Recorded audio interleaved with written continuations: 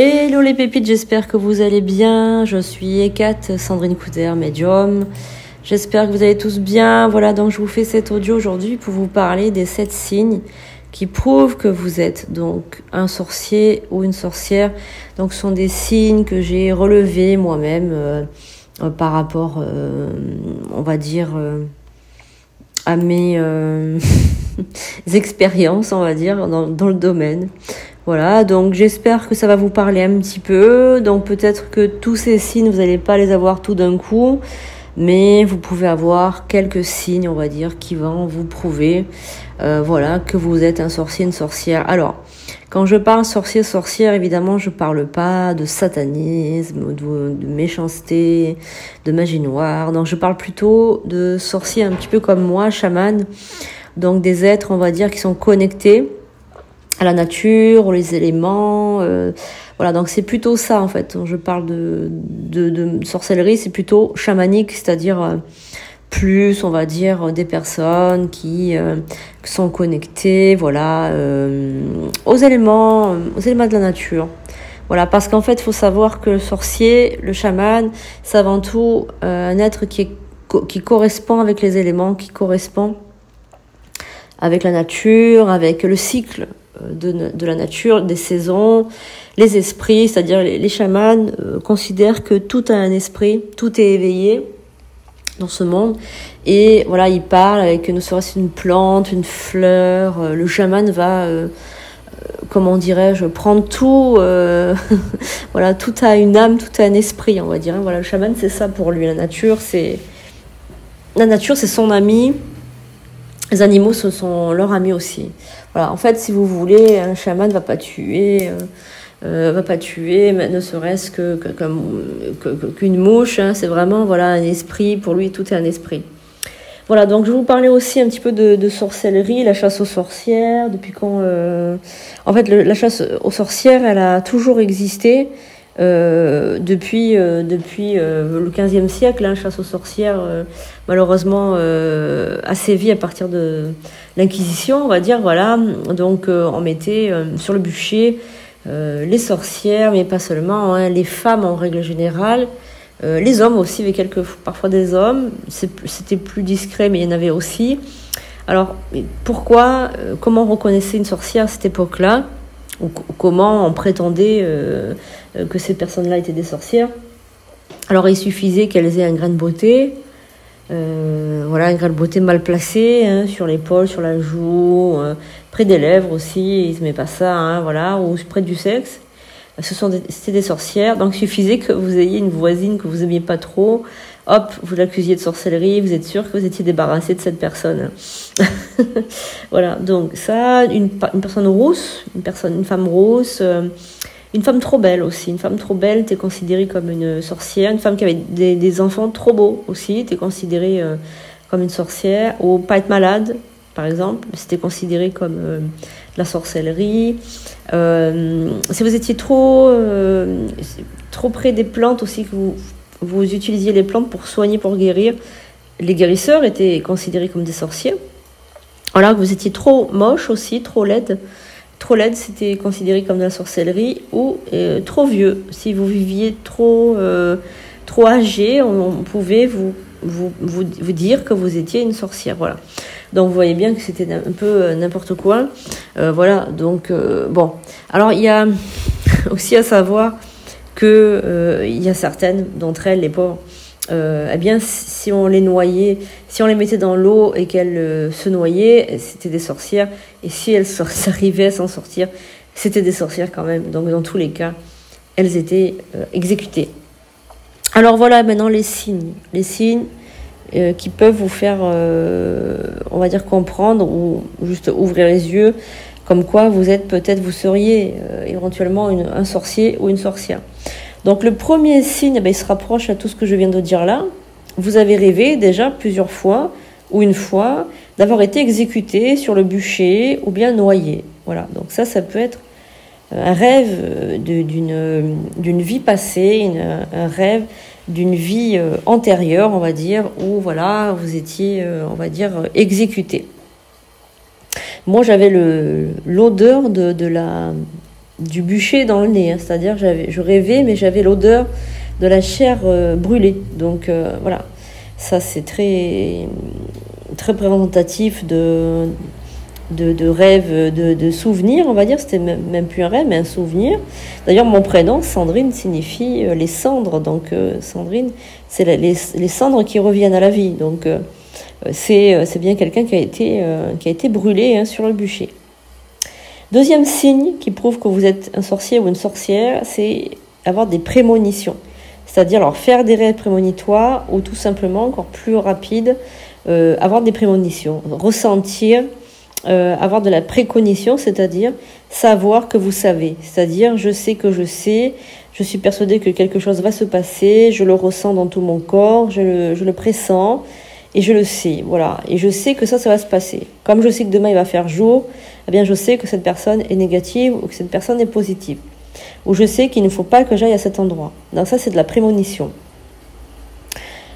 Troisième signe, ressentir les énergies, avoir du magnétisme. Voilà, donc ça, c'est aussi un signe que vous êtes peut-être une sorcière ou un sorcier. Vous ressentez les auras des gens, l'énergie des gens, que déploient les gens. Et vous avez les mains qui chauffent parfois. Voilà, vous voulez poser les mains sur une plante, sur des herbes, ou vous voulez ressentir les énergies des éléments qui vous entourent, de la nature. Donc voilà, donc vous avez envie de poser vos mains pour vous guérir les gens. Vous êtes magnétiseur, magnétiseuse, voilà, donc vous avez des énergies en vous qui ont envie de se libérer, donc ça prouve aussi que voilà, vous êtes connecté. Quatrième signe, vous aimez et respectez profondément les animaux et la nature.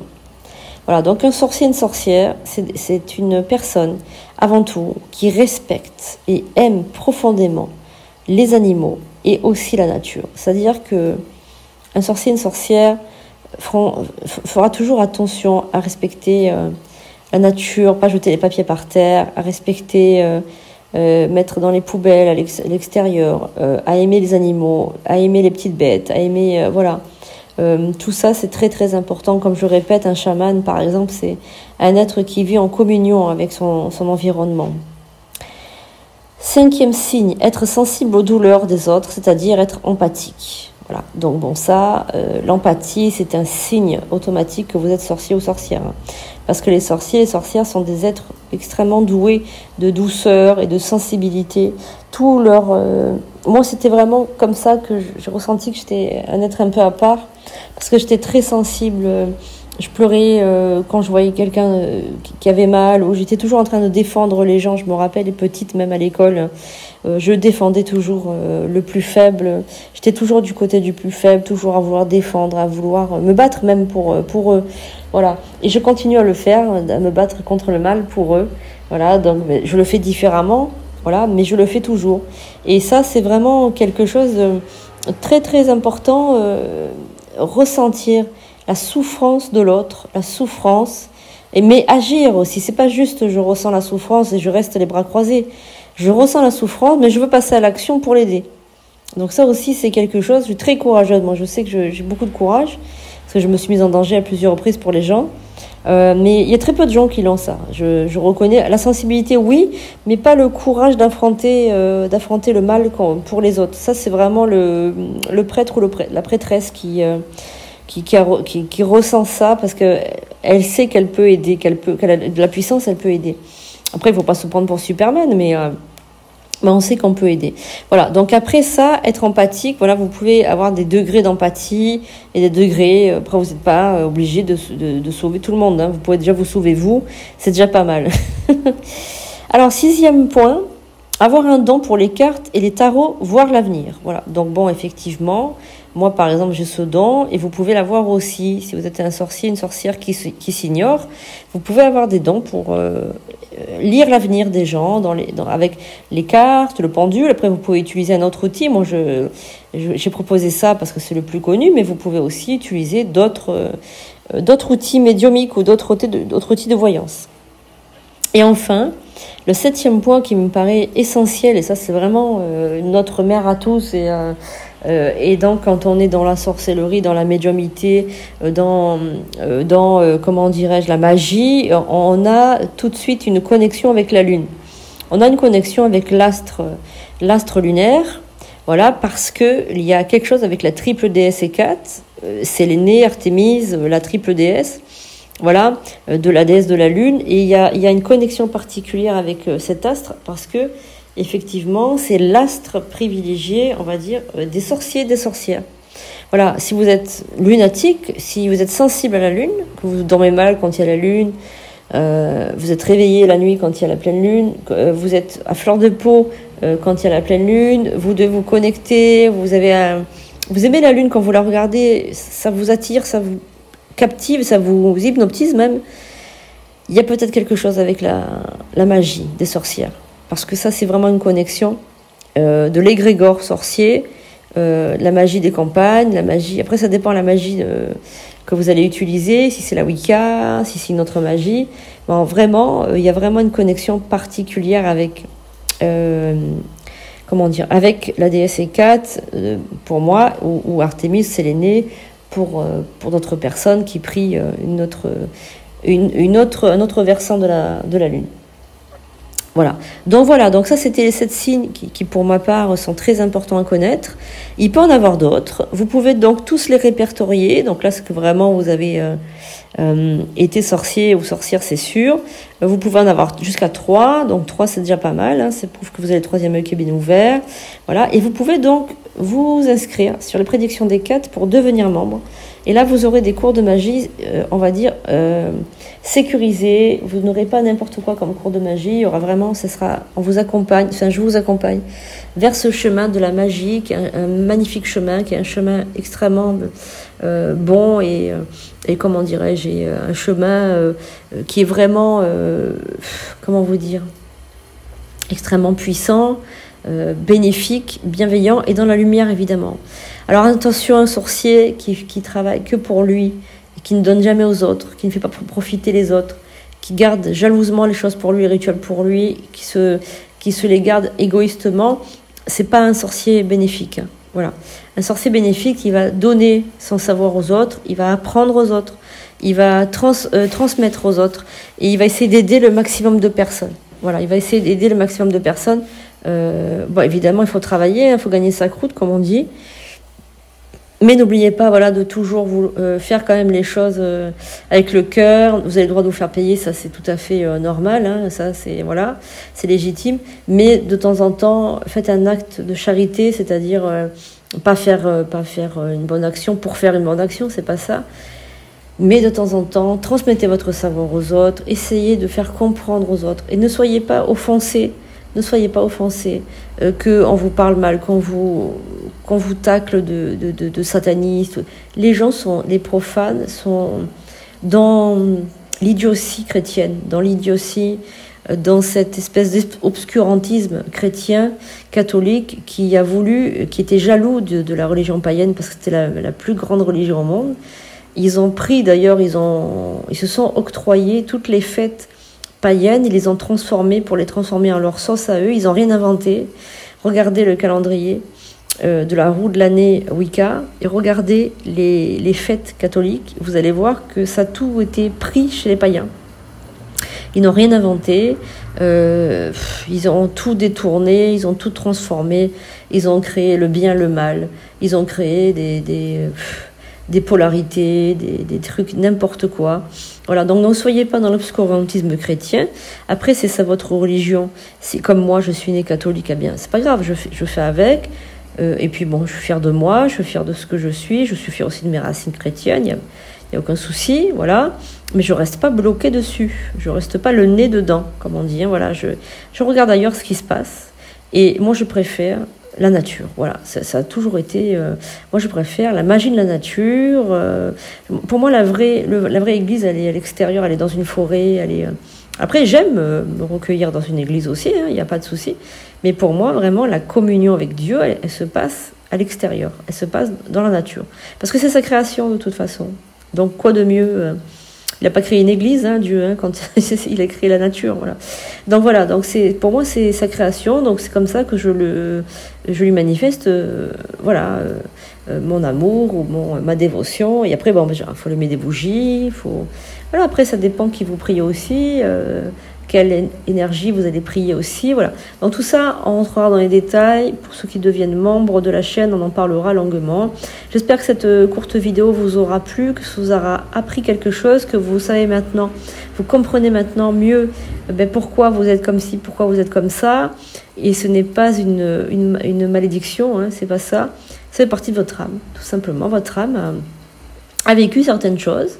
Alors c'est peut-être pour ça que vous êtes attiré par la spiritualité, mais vous en avez très peur, puisque si vous avez été tué pour ça, automatiquement vous allez avoir une peur bleue de la magie. Voilà, ça peut vous faire peur. Vous avez peut-être, vous êtes dit ça y est, j'ai pactisé avec le diable, j'ai été son sous-fifre, je suis démoniaque. Non, pas du tout. Pas du tout, pas du tout. C'est vrai que les sorcières étaient considérées comme les femmes du diable, hein, voilà. Mais c'est n'importe quoi, c'est les femmes du diable, n'importe quoi, voilà. Donc bon, on en reparlera une autre fois, mais en tout cas, sachez une chose, vous êtes de belles âmes. Si vous êtes là, vous regardez, déjà, vous écoutez plutôt cet audio, c'est qu'il y a quelque chose en vous qui vous a attiré. Donc, à réfléchir, à méditer sur la question, vivez dans l'amour, ne regardez pas forcément vos anciennes culpabilités, regardez à partir d'aujourd'hui comment vous êtes. Essayez tous les jours de vous comporter d'une bonne manière, voilà, d'une bonne manière. Respectez la nature, respectez-vous, vous déjà en premier, et vous allez voir que essayez de ne pas voler, de ne pas trop mentir, de ne pas agissez au mieux avec vous-même, et vous allez voir que c'est ça la vraie magie. La magie, c'est pas tuer des animaux, n'importe quoi. C'est pas ça la magie. Il y en a qui le font, mais nous, ce qu'on fait, c'est travailler avec les plantes, dans l'amour, dans la bienveillance. On n'est pas là pour faire du mal dès que ça pue, dès que c'est moche, dès que c'est fait avec vengeance, c'est que vous faites du mal. Si vous utilisez des plantes, des fleurs, si ça sent bon, vous faites ça en plein jour, vous êtes dans la bienveillance, vous tournez vers votre comment dirais-je, votre prochain, vous l'aidez, ben vous êtes dans la vérité, vous êtes dans l'amour. Voilà, tout simplement. Il faut être logique, en fait. Voilà, il faut être logique. Bon, j'espère vous avoir un peu aiguillé, comme j'aurais aimé, moi, qu'on m'aiguille à une certaine époque. Mettez en commentaire, n'hésitez pas, déjà à liker, à partager, à mettre en commentaire ce que vous pensez être juste et ce que vous avez trouvé, vous, au niveau des signes de la sorcellerie. Est-ce que vous en avez trouvé chez vous? Voilà, donc je vous fais un gros bisou et je vous dis à très bientôt pour de nouvelles vidéos.